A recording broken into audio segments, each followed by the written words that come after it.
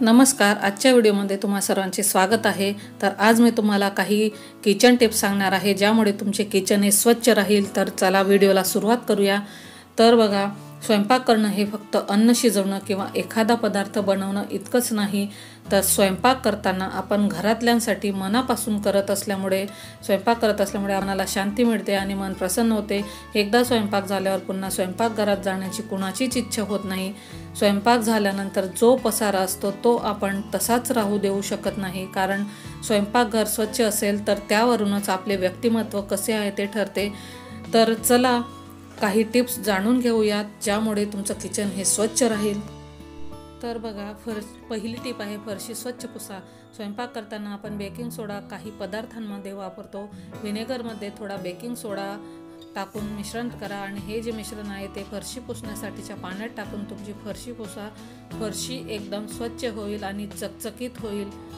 तर दुसरी टिप आहे भिंती स्वच्छ करा.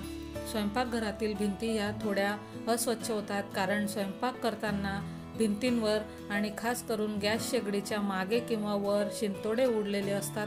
त्यासाठी हलक्या गरम पाण्यात लिंबाच्या रसाचे काही थेंब टाकून फरशी किंवा ती जागा घासून घ्या आणि स्वच्छ करा. ह्या टिप्स नक्की फॉलो करा, तुम्हाला नक्कीच याचा फायदा होईल. तर पुढची टिप आहे स्वयंपाक करणे सोपे व्हावे यासाठी काही उपकरणं आपण वापरतो. त्यांचा वापर आपण करत असतो, पण त्यांची काळजी देखील घेतली गेली पाहिजे. या उपकरणांमध्ये आपण अन्न शिजवतो, साठवतो आणि त्याचं मिश्रण तयार करतो. यामुळे त्या उपकरणांचा वास येऊ शकतो. त्यासाठी ते लिंबू आणि मिठाच्या पाण्याने स्वच्छ करा. याने वास येणार नाही आणि नक्कीच तुम्हाला प्रसन्न वाटेल आणि स्वयंपाक करायला छान वाटेल. पुढची टिप आहे स्वयंपाक करत असताना अन्नाचे काही कण स्वयंपाकघरात पडतात. आपण जर स्वयंपाकघराची स्वच्छता व्यवस्थित केली नाही तर तिथे झुरळ होऊ शकतात आणि नंतर ते इतर अन्नपदार्थ दूषित करतात. यामुळे रोगराई पसरू शकते. त्यासाठी किचन नेहमी स्वच्छ ठेवा आणि स्वयंपाक झाल्यावर कीटक स्प्रे वापरा. याने स्प्रे वापरल्याने कीटक होणार नाहीत. तर पुढची टिप आहे किचनमध्ये आवश्यक त्याच वस्तू ठेवा. ज्या गोष्टींची गरज नसेल त्या ठेवू नका. यामुळे तुमचे किचन स्वच्छ आणि नीटनेटके राहील. यामुळे छान वाटेल.